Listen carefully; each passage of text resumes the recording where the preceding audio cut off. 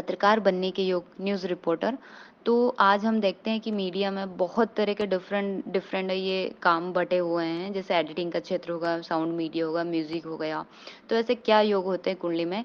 तो जो सबसे ज़रूरी है बुध, बुध क्या है कि कलम है और मंगल क्या है शाही है। यदि बुध और मंगल का संबंध बन जाता है, क्योंकि बुध वाणी का कारक होता है, बोलने की कला होती है। कहते हैं ना, कलम में बहुत ताकत होती है, तो क्या कलम मतलब बुध और ताकत यानी मंगल।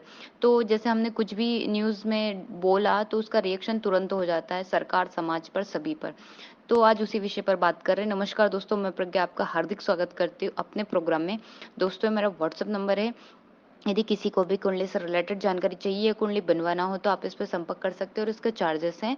और यदि मेरा प्रोग्राम आपको अच्छा लग रहा है तो लाइक करें, शेयर करें, प्लीज़ सब्सक्राइब ज़रूर करें। अपनी बात को वाणी के द्वारा या लेखनी के द्वारा जो व्यक्त करता है वो बहुमुखी प्रतिभा का धनी होता है और ऐसे लोग पत्रकारिता के क्षेत्र में आते हैं। तो यदि हम पत्रकारिता के क्षेत्र में आ रहे हैं तो हमें लग्न कुंडली के साथ हमें D9 और D10 दोनों कुंडलियों को यहाँ पर चेक करना है, तब जाके ये कहीं प्रबल योग हम देखने को मिलता है। इसके साथ ही यदि हम देखते हैं तो किन भावों में संबंध होना चाहिए, जो तीसरा भाव है, पंचम भाव और 10वां भाव, इनमें संबंध जरूर होना चाहिए। जैसे जो तीसरा भाव है हमारे छोटे भाई बहन का है, बोलने की कला का है, कम्युनिकेशन का, सोशल मीडिया का, हॉबीज का, लिखने का, बोलने का, इससे हम देख सकते हैं। पांचवा जो भाव होता है हमारे विद्या का, ज्ञान का होता है कि किसी बात को हम किस तरह रिप्रेजेंट करते हैं उस तरह। 10वां भाव जो होता है जॉब का होता है। तो यदि इनका संबंध यदि तीसरे में बन जाता है, पांचवें से या 10वें से, और यदि दृष्टि संबंध बन रहा है या फिर ये युति में है, तो ये योग हम देख सकते हैं।